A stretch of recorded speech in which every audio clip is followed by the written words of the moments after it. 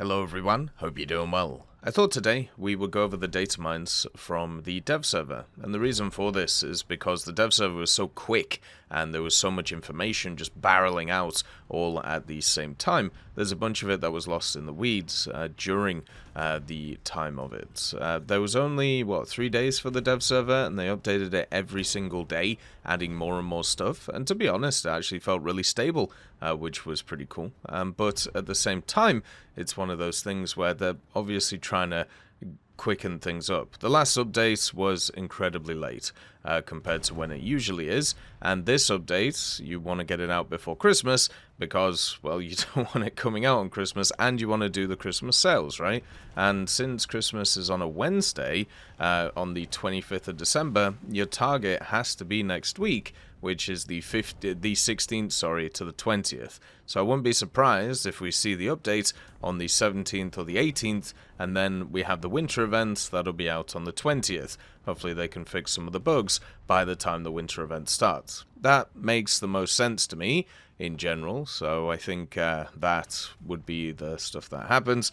Now, what we'll do in this video is we'll go over Chabi's Datamines. I'll leave some links in the description if you want to support Chabi and the work that he does, and also the place where you can find these Datamines when they come out. As always, if you enjoy the content, make sure to subscribe, and let's get started. Gaijin are continuing to add more stuff to try and make the new profile customization pretty cool. They've added some header backgrounds to the files, including Airburst, Winter Forest, Snowy Mountains, Mountain Forest, Scorched Earth, Sea Waves 1 and 2, and also the New Year's Forest 2024. This is going to be an event reward, so it looks like they're going to start adding in a bunch of profile stuff into the events, which is quite nice. Remember, we usually get some kind of like New Year event. It's a really small one. You usually get, a decal or a decoration, and then also something like a loading screen. Well, now they can do some profile customizations. Therefore, it gives an extra layer to these things, which is quite nice. They could also add these things into stuff like the Battle Pass, where maybe you get a smaller version of the loading screen of the Battle Pass that you can put on your profile. Overall, it's a really cool expansion thing. It's a really cool way that you can actually customize, your own playing experience. I'm a bit worried right now because of the fact that, the profile is still chugging along. It's still taking time to get to where it needs to be, and I don't think this is something that can. So, the Eurofighters, they got nerfed quite aggressively on the last dev server. They also got increased to 14.0, which is quite interesting, but what I would say is it's worth having a look at the changes specifically on the Datamine. A lot of them are micro changes, such as 0% flap deployment, induced drag Mach multiplier curve adjustments. The multiplier max has gone from 0.81 to 0.7, and the Mach number of coefficient max is from 0.6 to 0.65. So you have these little changes over and over again. If you're really interested in those vehicles, make sure to check out the changes, because obviously they're going to affect the flight performance of these things. I've seen a lot of aggression already about the Eurofighter. It's not a surprise. Usually this is what happens every update. There's two factors that always are interesting to look into, at least for me personally. The first one is people complaining about the armaments that it has, because they always talk about which armaments it can have in real life. I would like to remind people, armaments are balancing factors in War Thunder. So if it doesn't get access to all of the crazy armaments that it can do right now, that is because they don't want it to be the only vehicle that everybody plays. That's why it only has stuff like the AMRAAM at the moment, and also the guided munitions. There are a lot of vehicles in this game that do not have their full armaments. I even saw a bug report before about the Su-39, where it could carry R-77s and R-27s, and the reason it doesn't in the game is because of the fact that they don't want to put it at a higher BR, because it just wouldn't fit. So you got to remember these things. The armaments that these vehicles get are balancing factors. That's how it's happened forever, and it will continue to happen. And maybe over time, when more vehicles are added, which are comparable to these things, then maybe they'll get new missiles, and that's when they'll come along, which is how this stuff always works. The other one is reloads. we are once again having a wonderful conversation about historical reloads on vehicles. And Gadget doesn't use a lot of historical reloads on vehicles, mainly because, once again, it's a balancing thing, and a lot of them are manual reloads, which means they are not consistent. You have an average or you have a base estimate, and then people go from there.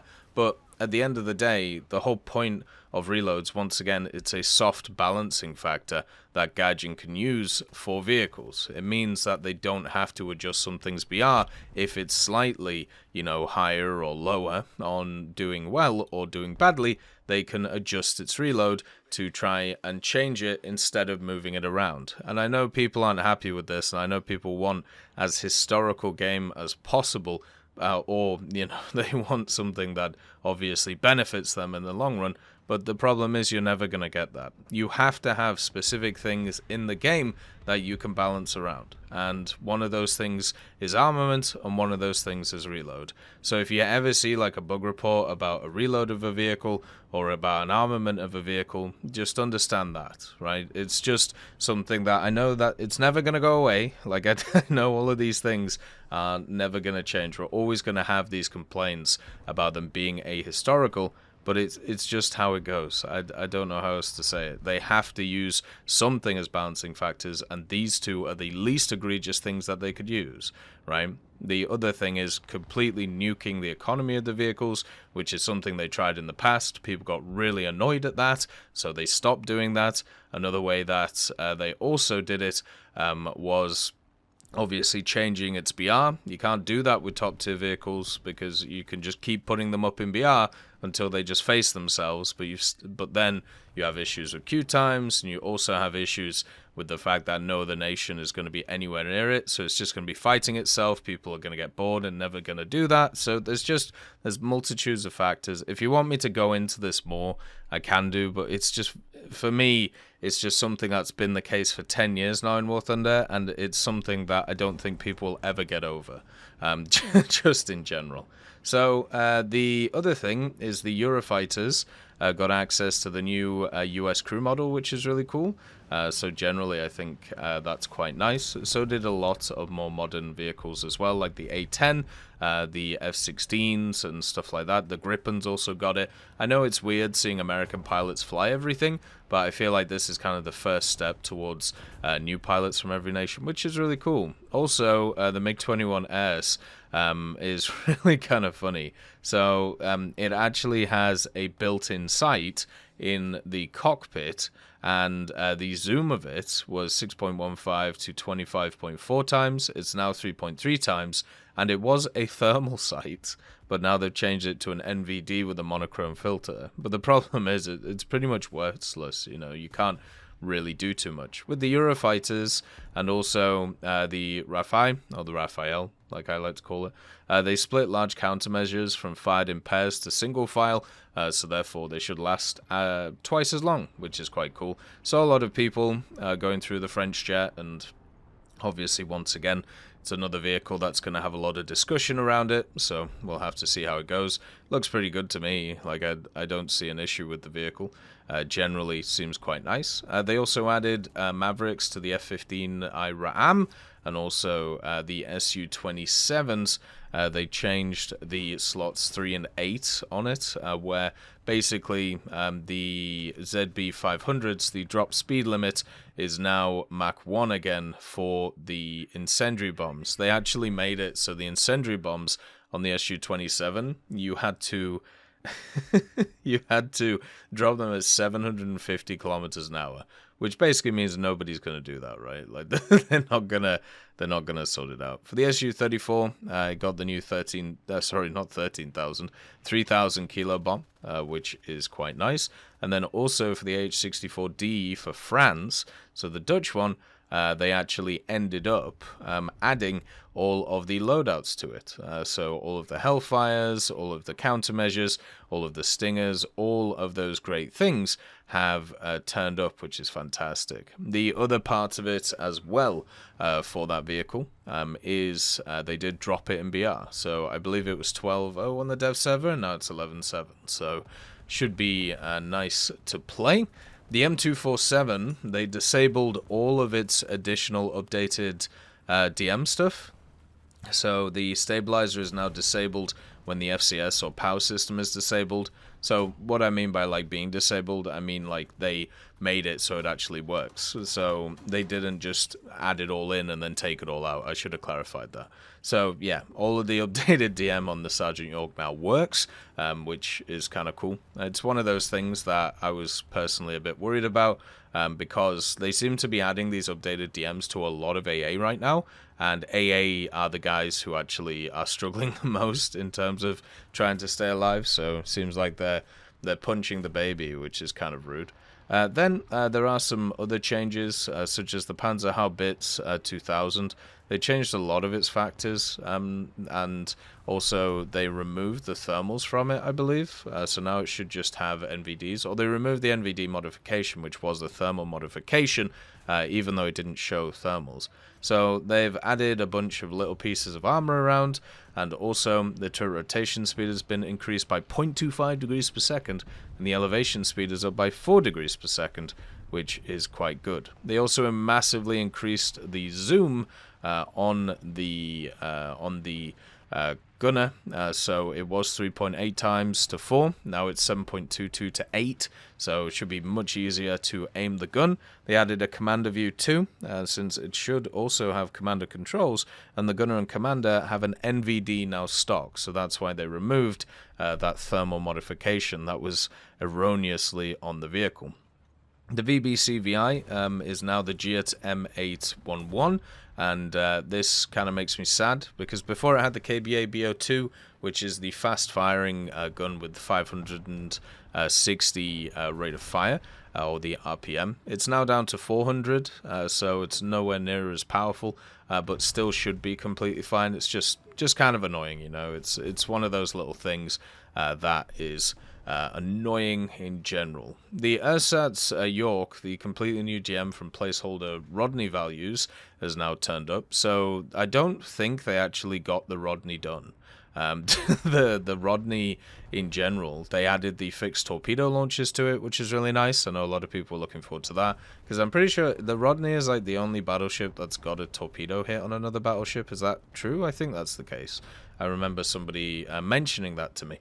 They also added some quad 12.7mm Vickers anti-aircraft mounts, which is fun. But the main problem with the Rodney is its armor was nowhere near what it should be. So I didn't do a video on it, really, because there wasn't much point. I need to see what the armor's going to be on the vehicle, and then we can start talking about its usefulness in the game, because it's one of those where the ammo rack is right at the front, you know where to shoot the damn thing. So without knowing the armor values, you don't know how survivable it's going to be. They also did a bunch of little armor changes for a bunch of naval vehicles, but it shouldn't really change too much. The DEFA 791 gun has had its rate of fire increased from 750 to 2,500. So, so that's quite a big difference there. And also the accuracy has been increased, and the mass has increased by 2. So it's at 120 kilos now. So basically that gun just got a big buff, and the accuracy will be the nicest thing. And also, at the same time, they changed some of the stat guards for naval, just to follow the armor that the vehicles have too. The maximum BR got increased to 14.0, as I said earlier. The vehicles got increased to 14.0 are all the new jets, apart from the Su-33, the Ra'am, and the F-15E. So that kind of shows you how powerful the F-15E was compared to everything else, which is why they needed to put in this new BR, and hopefully this will help out. The 9A-33-1 Tor M1, that's now down to 11.0 from 11.7, and the HQ-17 is down to 11.3 from 11.7. They also coupled those vehicles together, so it should be a bit easier to get them. But yeah, it's always funny with the Tor, because the vehicle itself looks really cool, right? And it's one of those which people are like, it's a very modern missile system. But yeah, it just gets annihilated in the game.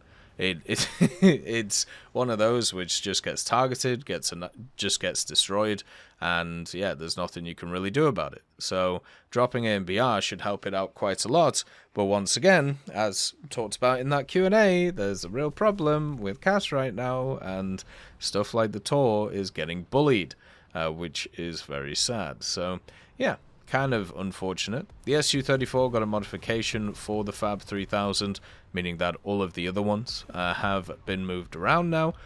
When it comes to cost, same thing happened with the Panzerhaubitze, since they removed the NVD modification. Shouldn't really change too much. I want to know if the actual laser rangefinder properly works for that thing, because at least on the dev server when I tried it, it didn't do anything. The Panzerhaubitze as well, they added some modifications to the Italian version, showing that they're probably bringing it in. I haven't actually had a look at the dev blog for the Panzerhaubitze. I don't know if they mentioned the Italian one, but it's kind of weird how it's just sat in the files, not really doing too much. The other thing is the HQ-17 got halved in RP, so it's only 200,000 RP instead of 410, and that's just because of the fact that it's now folded with the other stuff, so that's pretty cool. They also added some new profile customization texts, so all of the kind of profile headers that we talked about before, but the main one is the average relative position on your team, so they're adding that in too. They also added some new vehicle text, so 2 fronts, which is the Tiger packs that we talked about. By the way, I don't think I've mentioned it, but the Tiger pack is coming into the game, but it's coming in when the update drops, so it isn't a pre-order. It is just going to be there when it's there. Also, you have the Ersatz York and the Maxson class Ersatz York 2, since that was the vehicle that they added. They also added Volvo and ZF as new engine and transmission manufacturer texts, which is pretty cool too.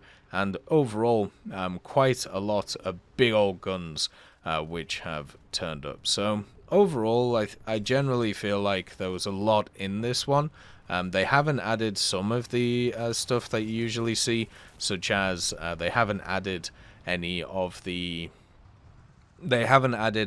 loading screens or the camouflage or anything like that. Usually they add those just before the update comes out, so we'll probably have a look when that happens, but unfortunately right now we haven't seen any. They also added another decoration, and that is the Christmas tree, or the wooden Christmas tree, but it's my guess is that's for Christmas or the New Year's thing that's coming in. Obviously, we already know what the decorations are for the winter events, so this would be an extra one on top of it. So that is pretty much the end of all the dev server stuff. A very quick turnaround over the last few days, and all I've got to say is well done to everybody for covering it, like including Chabby, including all of the guys who do some of the Datamines stuff, the leakers, and obviously a lot of other content creators. It's been a hell of a battle, which is kind of crazy, but at the end of the day, we're getting there, and hopefully the next week will bring the update. As always, I hope you have a wonderful day, and I'll see you next time. I'd just like to thank GMG Smiley, CD Beans, Chieftain Mike, EMN3 Galaxy, Tulio Pontecorvo, Brendan Quinn, Carrion Crow, Gus Irenicus, Pyman, Wartinder, Teddy, Daniel Stanton, Martinez, B. Young, Ozzy Panzer, Alan Hacker, Liam Shear, Opium Prime, Lafouche, Sem, Aslan, Uncle Bean, and Derek R. for supporting the channel.